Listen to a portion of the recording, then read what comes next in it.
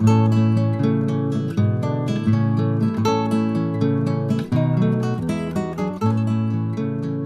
Student, कैसे हैं आप लोग। उम्मीद करता हूँ आप सभी ठीक होंगे और एग्ज़ाम की तैयारी में लगे होंगे। एग्ज़ाम की तैयारी के लिहाज से ही आज हमने ये सीरीज़ बनाई है।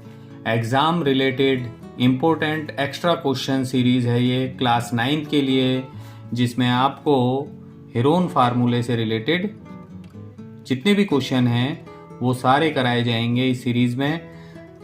तो उम्मीद करता हूँ आप सब जो है इस सीरीज़ को देखेंगे और आपको काफ़ी फ़ायदा होगा इससे। आई थिंक 100% जो है हेरोन फार्मूले के जितने भी क्वेश्चन है वो सब हम कवर कराएंगे इस सीरीज़ के अंदर। तो स्टार्ट करते हैं आज की स्टडी। तो आज का क्वेश्चन है ये, a right angle triangle have perimeter 144।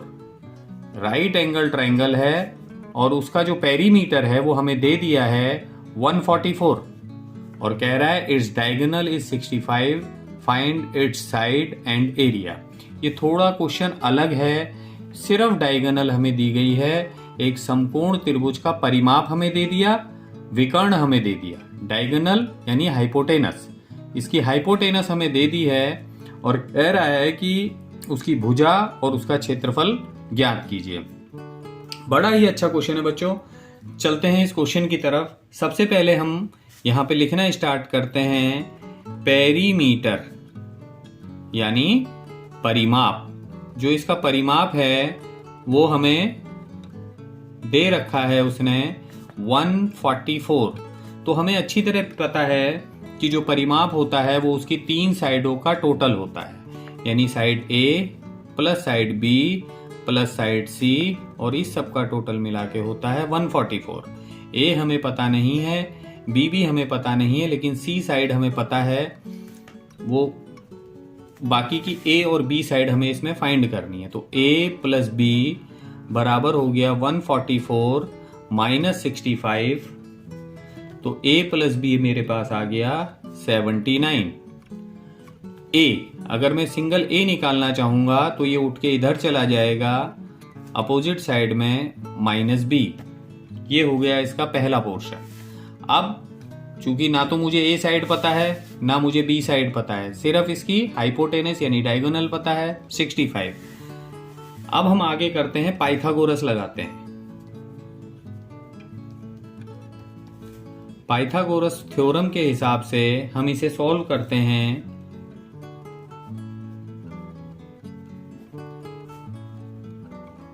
Pythagoras theorem हमसे कहती है कि अगर हम AC की स्क्वायर करें तो वो बराबर होनी चाहिए A की स्क्वायर प्लस B की स्क्वायर के। तो हम इसी को करते हैं, यानी C की स्क्वायर इज इक्वल टू होनी चाहिए A की स्क्वायर प्लस B की स्क्वायर। अब हम यहाँ पर इसे देखें, ये साइड A है, ये साइड B है और ये साइड C है। हमने इसे बस फार्मूले में पुट कर देना है बच्चों। अब C की जगह में लूंगा 65 की square is equal to A की जगह में लूंगा, यहां मैंने निकाल रखा है A की वैल्यू को, तो A की जगह मैंने लेनी है 79 माइनस B और उस पूरे की होल स्क्वायर प्लस B की होल स्क्वायर। 65 की होल स्क्वायर जब मैं निकालता हूं तो यह आता है 4225 और इसके बाद इसको मैं एक फार्मूला आता है A माइनस B की होल स्क्वायर, जो होता है A की square minus 2AB plus B की स्क्वायर। ये आपने पहले भी पढ़ा होगा बच्चों, बस इसी को मैंने इसमें पुट करना है अब, यानी 79 की स्क्वायर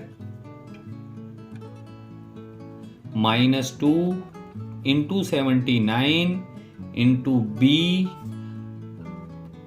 प्लस B की स्क्वायर प्लस B की स्क्वायर। जरा ध्यान से देखेंगे बच्चों इसको, ये 79 A 79 है और B मेरा यहाँ पे B ही है, तो A की स्क्वायर करी 2AB प्लस B की स्क्वायर और ये प्लस B स्क्वायर ये वाला आ गया। यहां तक करने के बाद ये यही रहेगा। 79 की स्क्वायर करते हैं 6241 माइनस, जब इस हिस्से को सॉल्व करते हैं हम तो आता है 158B। यहां तक जब हम सॉल्व करते हैं plus B square plus B square. ये बी स्क्वायर और बी स्क्वायर आपस में प्लस हो जाएगा। नीचे आ रहे हैं 6241 माइनस 158b प्लस 2b की स्क्वायर। अब इस वाले जो 4225 है इसे हम उठा के दूसरी तरफ ले जाते हैं इधर।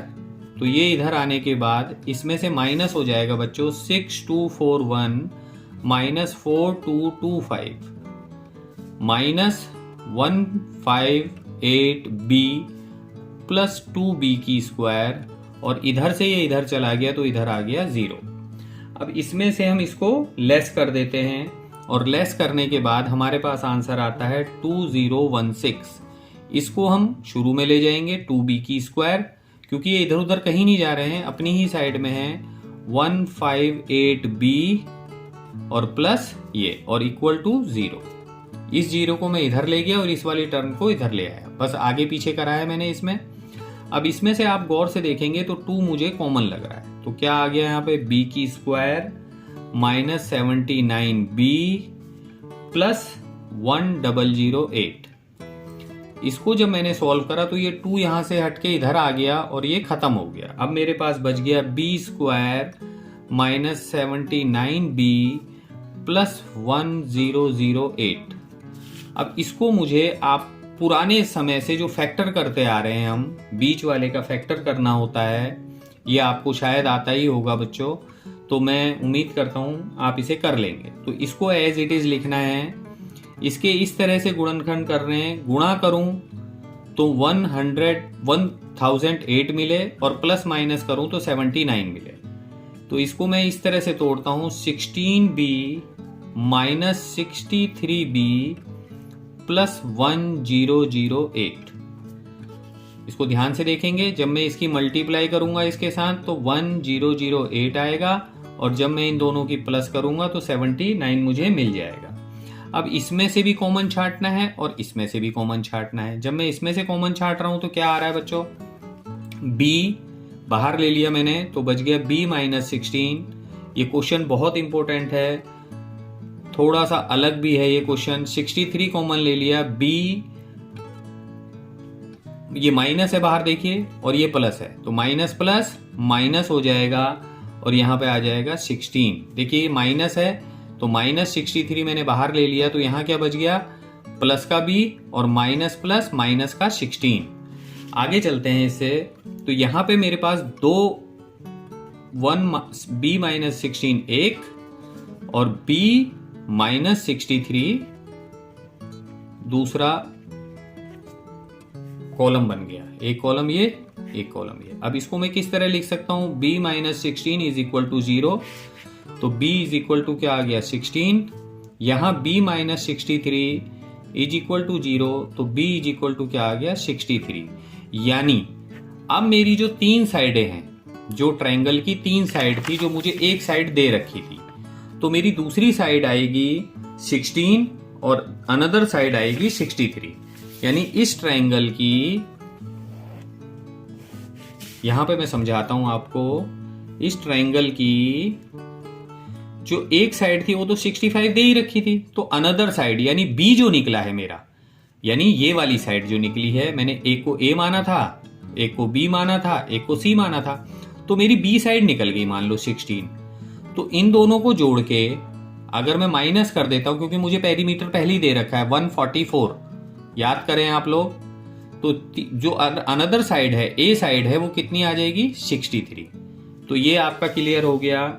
अगर मैं B side is equal to 16 मानता हूं, तो मेरे को ऊपर मैंने यहां पे लिखा था a is equal to 79 minus B, तो मैं a फाइंड कर लूंगा, a is equal to 79 minus B, तो a इज इक्वल टू आ गई मेरी 79 माइनस 16 इज इक्वल टू 63, जो मैंने आपको पहले अभी थोड़ी देर पहले बताया।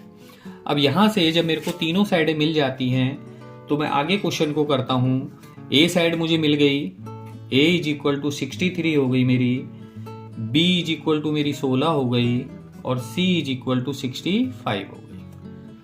आप इसकी जगह 63 भी लग सकते हैं। अगर यहां पे आप 63 लगेंगे तो भी यही आंसर आएगा। देखिए मैं दिखा देता हूँ आपको, b इज इक्वल टू 63 रख देते हैं तो a is equal to 79 minus b हो जाएगा, तो a आ जाएगा 79 माइनस 63 इज इक्वल टू 16। तो इसे आप गौर से देख लें। तो अब आप यहां रख लें चाहे इसमें रख लें बच्चों, किसी भी क्वेश्चन में आप इसको रख सकते हैं। मान लीजिए a इज इक्वल टू मेरा 16 आ गया, b इज इक्वल टू मैंने 63 माना था और c उसने ऑलरेडी मुझे दे रखा था। अब मेरे को इसको सिर्फ हीरोन फार्मूले में